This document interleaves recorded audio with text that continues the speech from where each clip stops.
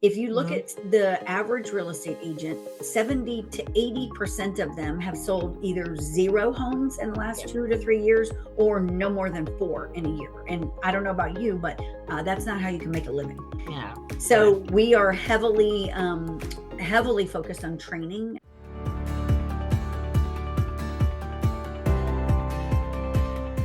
Gotcha. Well, hello. This is Dr. Cynthia Tant with Sip, Sell, Repeat in Real Estate. And whether you're sipping coffee or wine and in conversation, or ladies that coming on board with us and talking, we want to share some stories with you. And I have the honor of speaking with Tricia Turner. And she's going to explain more about herself, but I know she's going to tell you about her Thrive. I think, was it Time to Thrive? Together Yes, to it is. Thrive, Together We Yep, Rise community, I believe. it And is. she's out of the Houston area there. And as I guess you are a broker I am. and leadership and the whole thing. Tell us, I don't want to tell you about you. I just met you. You tell us about yourself, Tricia. Tell us Yeah, about well, for yourself. one, I love your hat and I love your background. Thanks. That makes me want to come there. I Come, love come to the Pensacola. Yep. Yeah, I love the Florida beaches. I am in Houston, Texas, born and raised here. Doing real estate for 23 years. I am a broker. I got my broker's license in beginning of 2017. And I did it because I had been at all those big box companies out there, all of them, almost every single one of them. And thought, you know what? I don't really care for any of these. I kind of want to do my own thing and I want to have my own office where my friends can be. So I got my broker's license and just wanted to help everybody. And I have three kids. They're little young adults now. One is Yeah. special Oh needs, a gosh. little angel, Justin, and been divorced twice. So my kids are my why. They are why I work like I do. And when I was a single mom with three littles, I went through the '08 mortgage crash as well, which was super tough Oh here in gosh. Houston, Texas. And Yep. nobody was there to help. People were closing doors and I thought, gosh, I gotta make it a way in the real estate space for being a mom, a single mom of these three kids. And I trained myself at a high level to just work your face off, no days off, and take my kids to work with me and do open houses and door knock and do all of that stuff. And Mhm. inside of all of that, it instilled this massive passion for training agents. And so I still sell homes like a lunatic, but I train agents every single day in a community that we're going to talk about. Yes. Well, and see, that's the thing. I have a small brokerage. I started the route of investing first when I was a professor here. So I got involved in investing first and then moved into the retail real estate. But like you, I wanted to have my own brokerage. I didn't go to the big boxes. But I went around to a few and learned some. I said, you know what? I want to combine the investment component to it, property management, kind of work all that out.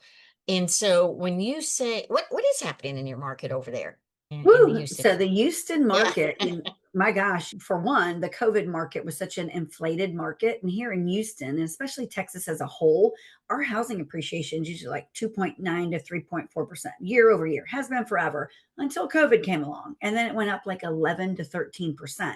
So now, of course, when the interest rates started going up in 2022, things started recorrecting. And in Houston, most of our market has been recorrecting big time for the last 12 months, really about 16, where home values have corrected themselves and aren't done yet. There's a little bit more correction going on because we've got a Yes. lot of inventory and a lot of new construction. And it's not for the weak, I will tell you that.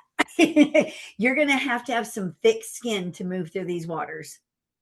But I'll tell Well, you, when you look at like a national average, if you study data, and I'm obsessed with it, if you look mhm, at the average real estate agent, 70 to 80% of them have sold either zero homes in the yeah, last 2 to 3 years or no more than four in a year. And I don't know about you, but that's not how you can make a living. yeah, So yeah. we are heavily focused on training. I tell everybody I'm like 95% of these agents are unskilled and untrained, and that's just not okay with me.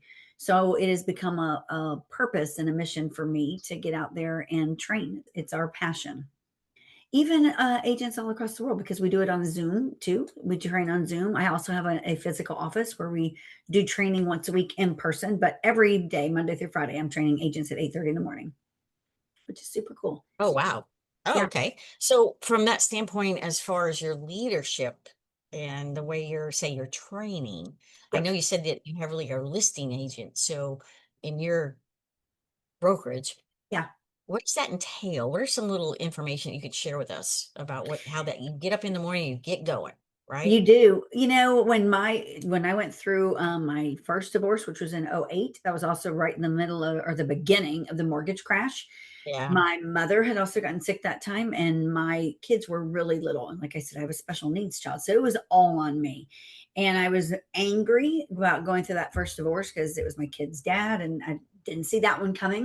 And so I had a lot of things to work through in my mind, and having kids at home and they're little and you're the single mom, everything's on you. And when you're self-employed, you got to make it happen. So I started getting up Yeah. super early to have some quiet time in the mornings by myself to get my mind right so I could get focused on what I was doing. I've always worked out. So that was always a priority for me. And so I worked out at home and I started reading every morning. And I found great pleasure in that. It helped my mind. It helped me with skills and learning and mindset, which is everything in this industry. And so For from sure. that, it pushed me into being really sacred with my morning routine.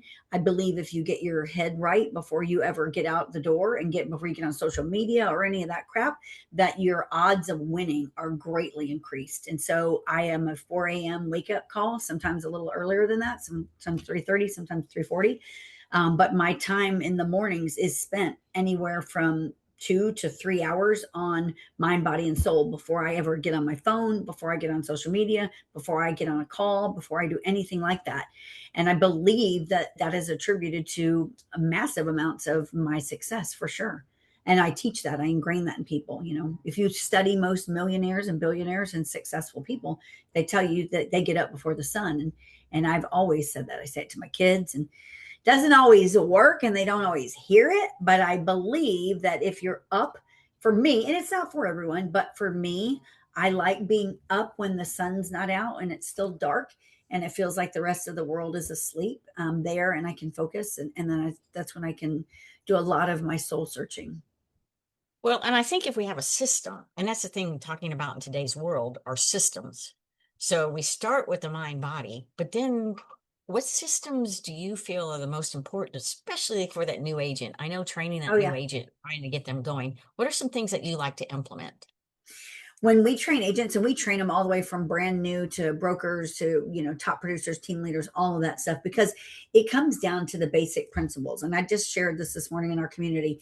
If you look at what's going on right now, we've got artificial intelligence, we've got shiny objects all over the place, and everything is for the real estate agent. I've got the best CRM, the best lead gen tool, buy me, do this, do that. All of it takes your focus off of what really matters. And I teach our agents, if you don't learn to, number one, have conversations, but not just have conversations, but you've got to become the market expert, whether you're Uh, working with buyers or sellers. And I know a lot of new agents and people listening are like, I don't want to work with sellers. They're hard to work with. The market's down, listings are sitting. All that, yes, may be true. But if you look at case studies of the most successful people in real estate, it's a listing based business. They focus on listings. Listings bring in buyers, they bring in other listings. So we start from day one teaching agents like how to run value, how to know what the market's doing, or how to know if things are depreciating or appreciating, how to know is this a good time for your people to buy or sell. And not only that, but if you're working with sellers or wanting to work with sellers, where do you find them? Because it's not always about spending money and buying leads, even though that works. There's organic ways to do it. And so when I teach a listing course, which I'm super passionate about, and I teach it in our morning community. And I show them exactly where to go. When we work on our mind, body, and soul, we're done by 8:15, 8:30 every morning. We're on our Zoom, 8:30 in the morning to get your mind right, to get your skill set right. We're doing scripts and role playing. We're going over artificial intelligence, what's working, what's not, what to say. I'm sharing my screen and I'm showing them where to find people likely ready to sell, what they owe, when they bought their house, what to say to them, what to bring to them, when to go. And we do all of this until 9:15.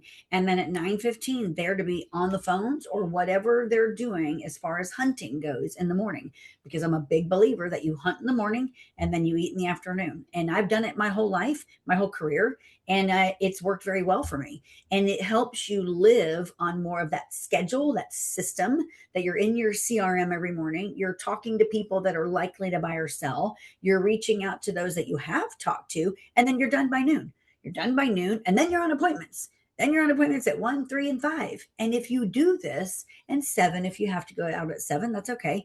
But if you will do this consistently and build in that schedule and work off your calendar in your CRM, you'll never want for anything ever.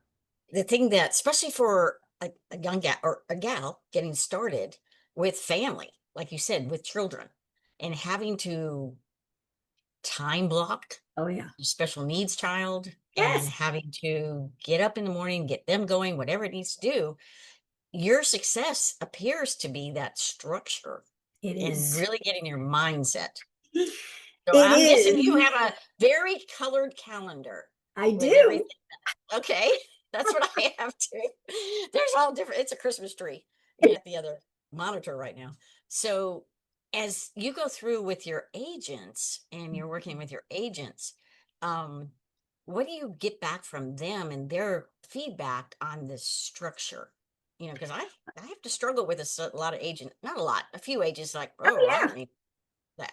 Well, I told them, I just said this in our sales meeting today. I said, here's the deal. It's about to be, well, basically, we're in halftime. We're entering the second part of 2026. And if you Six. look at data, it shows in the real estate space that most of your income and your closings will be in the second half of the year.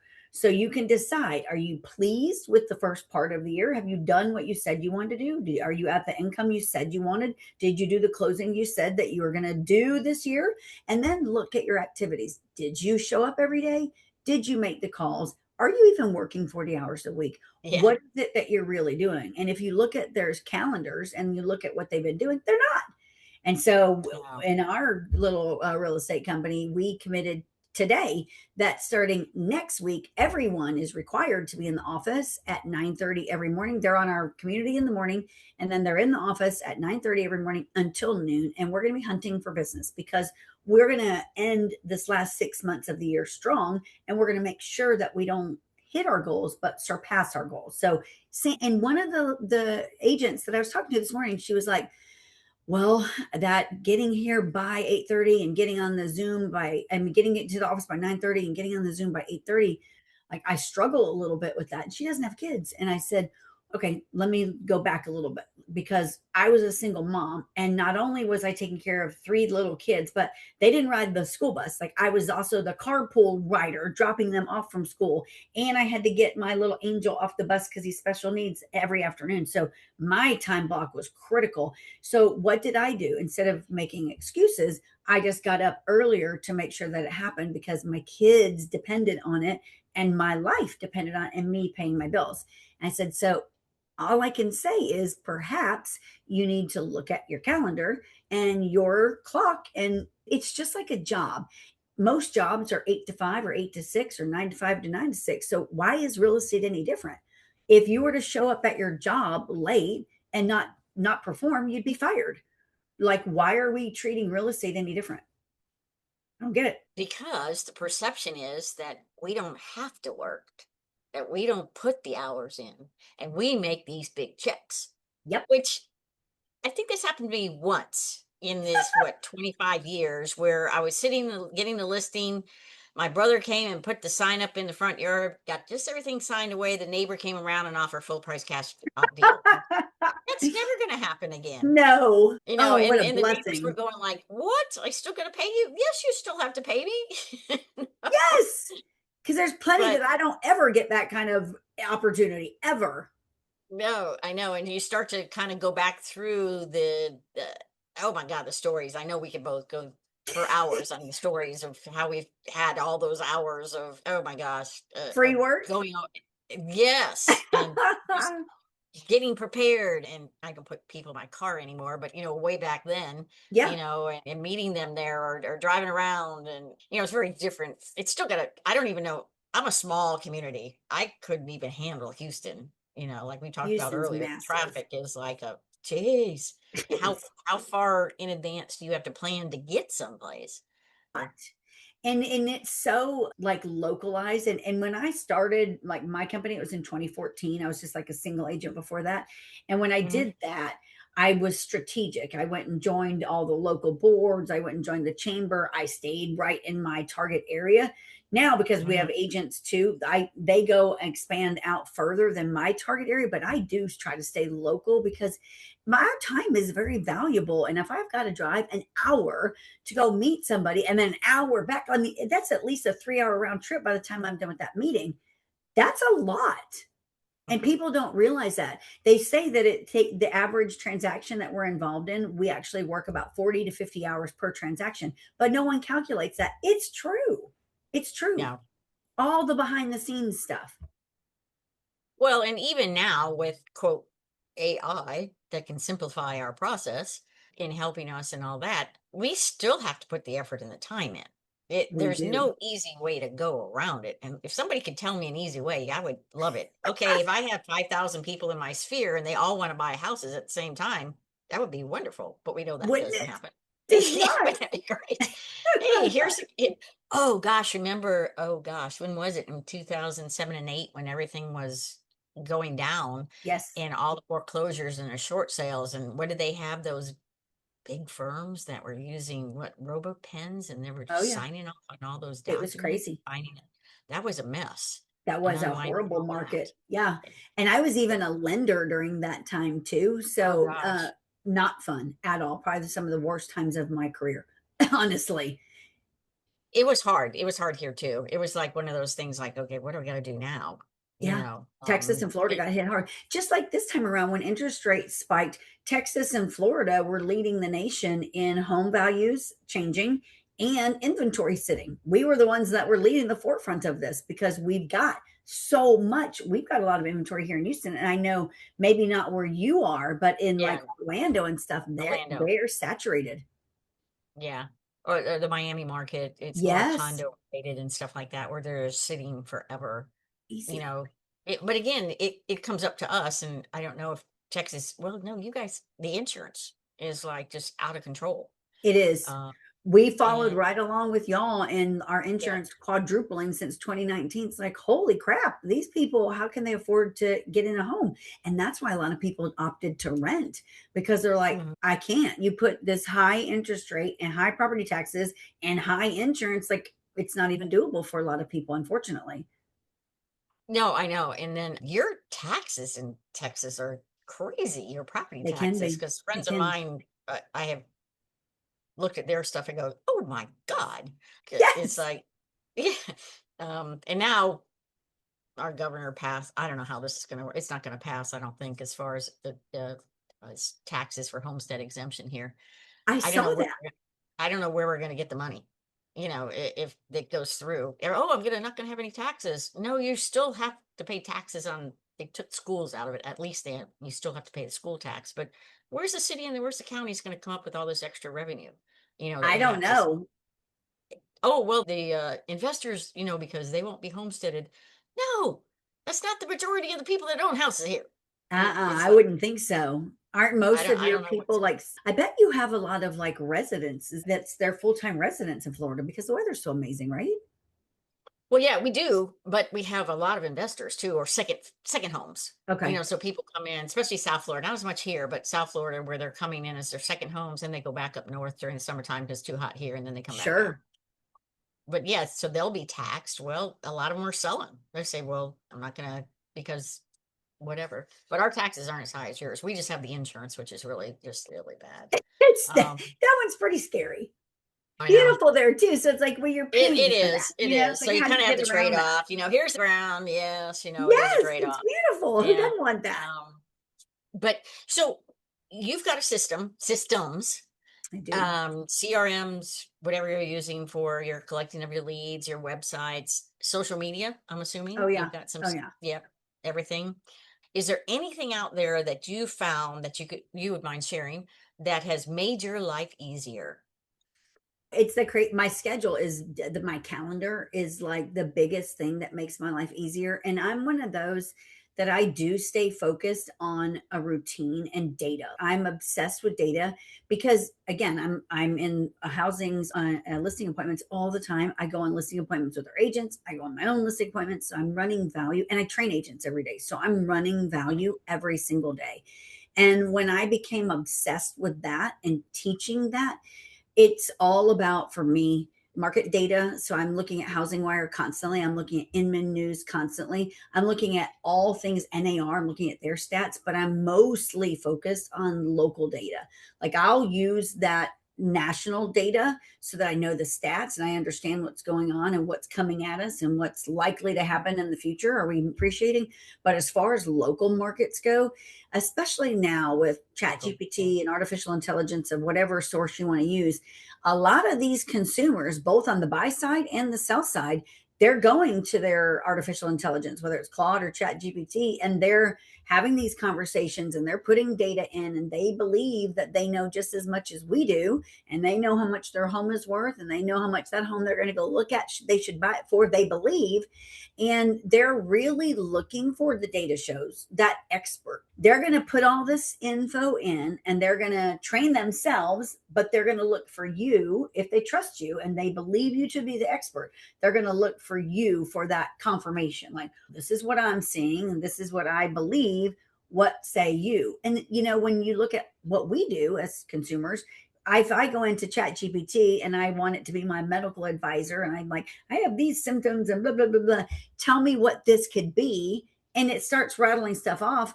I may read that stuff and I may think, I wonder if this is it. But I'm going to talk to my doctor and be like, hey, are these things possible? Is this what I really have? And it shows, the data shows that that is what people are using right now in our space for real estate. You've got to be that local expert. You've got to be, and they're going to their artificial intelligence and they're looking that up. Who is the local expert that's focused on selling foreclosures? I need a broker focused on selling commercial property. I have listings right now. I have a huge commercial project that I am working on. It's not even on the market yet. It'll be over 26,000 square feet of space that's being developed that I'll be in charge of. And these people are from Israel. I don't even know them, but they literally went into their artificial intelligence looking for the top commercial broker in our area. And thank the Lord I popped up. And so they reached out to me. They didn't even talk to anyone else. They trusted that. And then, of course, they met with me to meet me. I have another seller that is on our market right now in a pre foreclosure status.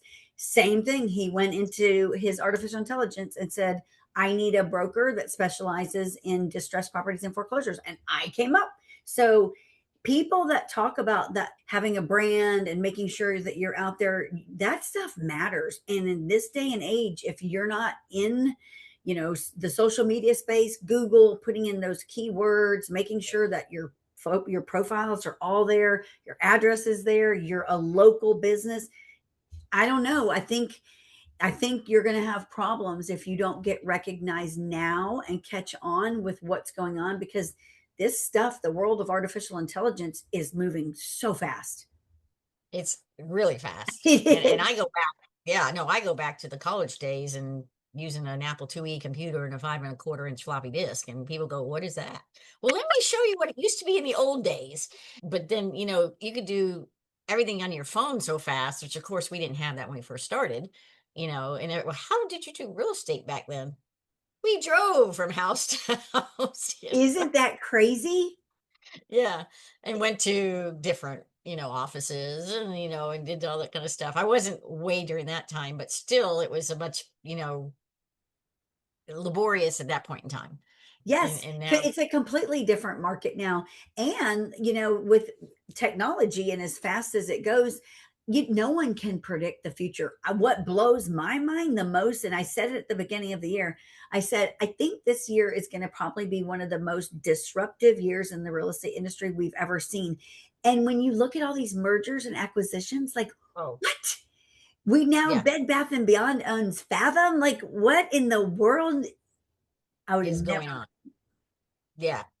And didn't even then make when sense. But this thing is still, I keep saying, we're still in a relationship business. And I For still sure. keep telling people this. I said, people are getting overwhelmed by all this bombarded and information. And it was the other day, what happened? I picked up my phone. I always answer my phone. And the spam is driving me crazy, Yes. but if it says, and now they're faking you out with a name, you pick it up Yes. and it was a person, it was a real person. And he was so funny. He goes, you're the first realtor I've called who's picked up your phone. I said, well, thank you very much. You know? That's what we're trained to do. Yeah. And oh, what about just text me? I don't want to text you. I need to talk to you. Yes. It's like, okay. But when you're going through again, because I believe too, I believe that the technology and AI and is just moving faster than when the computer came out, Yes. and now how it's being processed and used in everything. I was talking Everything. to another gal, and she said that her buyer went on and talked to Chat GPT to find out what was going to happen at the inspection. I said, oh man. So it's like, but the agent was with her and said, and she goes, oh, I already talked to Chat GPT. And this is an older person too that's already talked to Chat GPT because she didn't know. So she Yeah. just asked what to expect in a home inspection. I'm going, oh my gosh, we got to really educate people now because they're going to be talking and trusting Chat GPT, which is like, okay, let's roll this back just a tiny bit. Yes. Yes.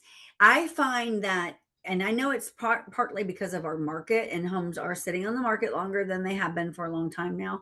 But I know, and I said this to our agents, like we're working double and triple the amount of time on the same transactions than we ever did before. And a lot of that is from artificial intelligence because we're having all these conversations where we're having to educate because of something they've read or something they've been told or something artificial intelligence said. It's like, that's not always true. Like, let me explain this to you. And I will tell you that we're going to have to unplug more, us in the real estate space, to just get a break from technology because it is overwhelming and overbearing. I forgot. How can ladies listening to this podcast get in touch with you? Let's do some referrals. How can they get in Yeah. touch with you? Tell us about your time to thrive too. Our time to thrive. So when I started doing all this stuff, getting obsessed with training agents, because no one ever did it for me, God just put this on me that I needed to create this space. And, I talk to people in our company and it's like, it's hard because my phone goes off all day long. We got a minute. Can you do this? Can you do this? And I can't because I'm in production too. And I've got a family and I do these things. And so I had to establish this place where I would be every day without fail, where I can help them and I can do it. It's that one to many approach because I can't talk to all of you guys, but I will be on every morning at 8:30 a.m. It's on a Right. Zoom Like you link. said, your structure. Yep. Yes, it's structure for that. And I will teach you and I will train you and I will show you how to get listings and run value and do all of that stuff. And it came from, though, we created, my partner and I, we created an annual conference and we call it Time to Thrive.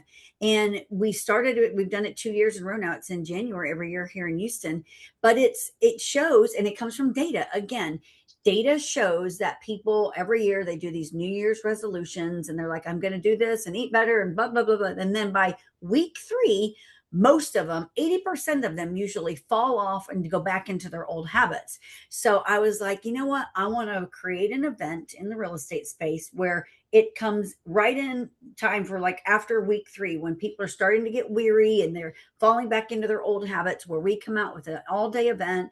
It's either free or very minimal expense, just enough to cover the cost. And it's back-to-back speakers on all things real estate. And we did the first one in January of 25. So we've done 25 and 26. So 25. And it was a massive success and everyone loved it. And so we just did it again this January. And again, massive success. Everyone loved it. And they were like, how do we get more? Like, you got to do more of this. And that's where the daily came in. It's like, you know what? The world out there in real estate, it's a lonely space if you're not part of a community. Most agents are working from home. They don't have anyone that comes into their home and trains them naturally. They don't go to the office, and a lot of offices have closed the doors and they're not offices anymore. And it's not healthy. We're not supposed to be here alone. We're not supposed to do life alone.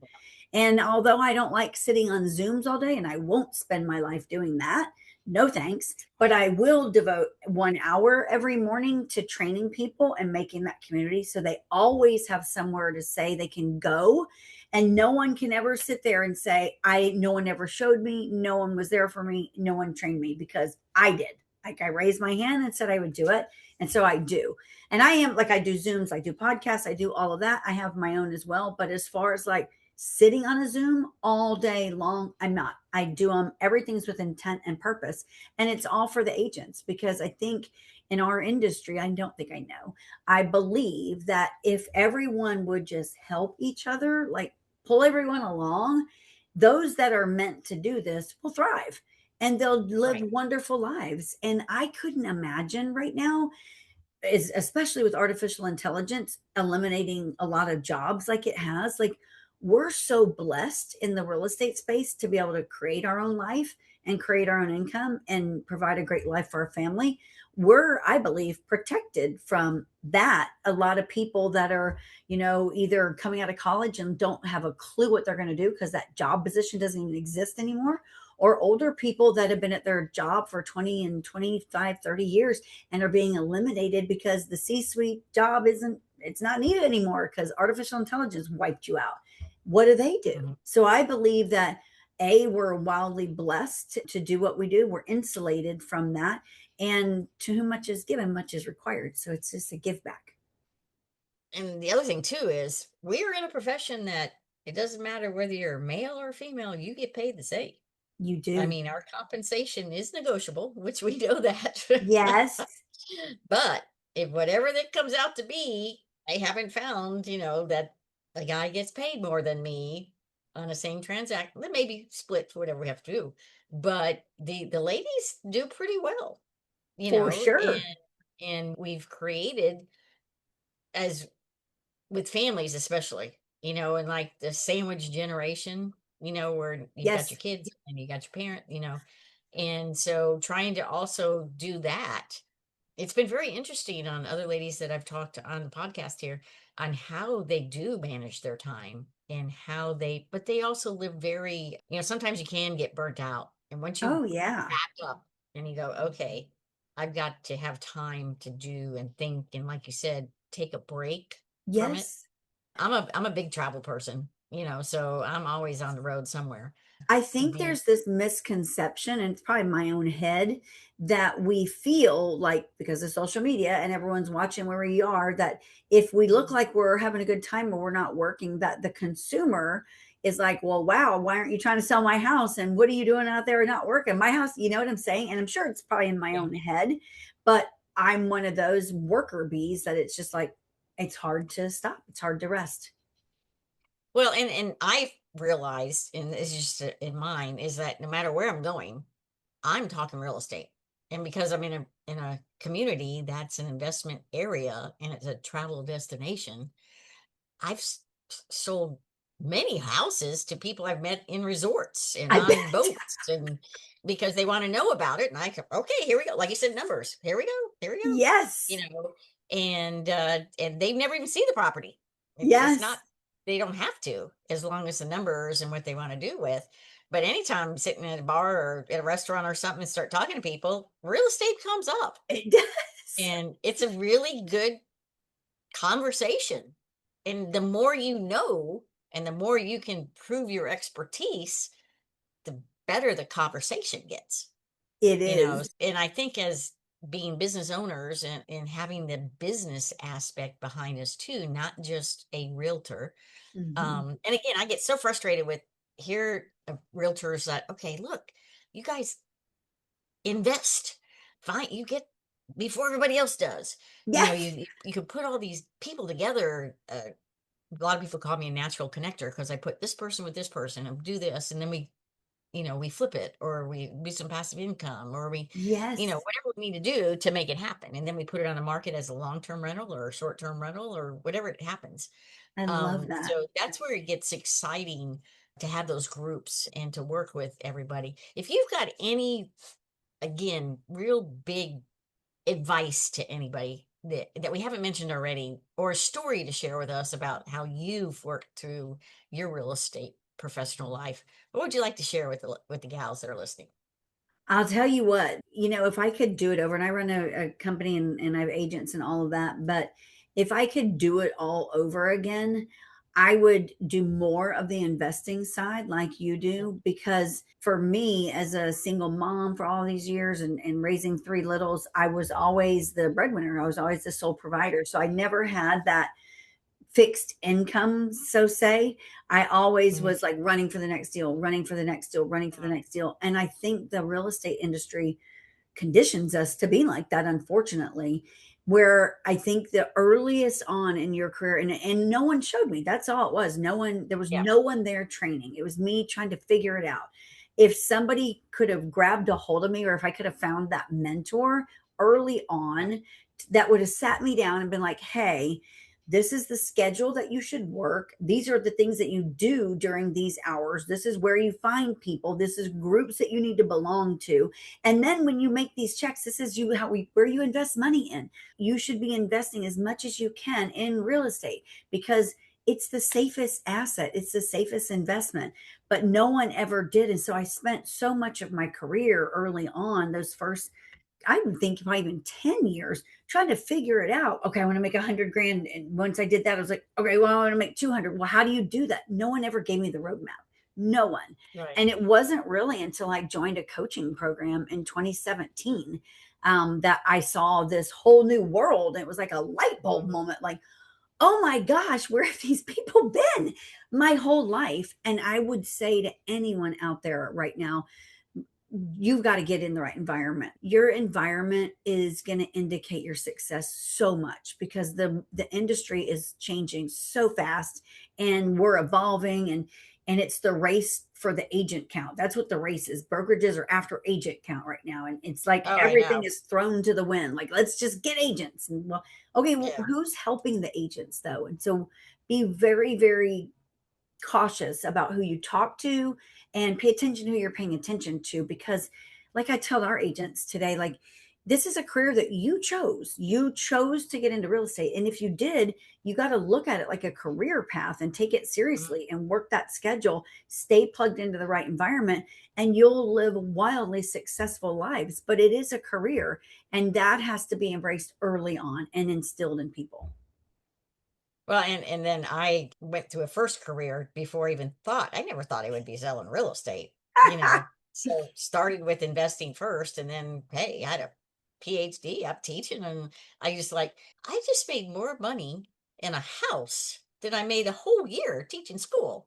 This is kind of interesting, you know. Yes. So the transition started happening, and but I loved getting into it from a teach. I still was teaching. I just wasn't teaching the subject matter, but I loved teaching. But I was very fortunate because when I moved here to be a professor, I ran into Marsha Priller. She was a real estate agent. She had been like state of Florida. And she was big in leadership and everything, and she was an investor.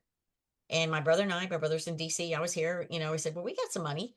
And she just basically started showing us investment properties that she would Wow. purchase, but didn't necessarily want to buy anymore, and don't do 10 properties in 3 months.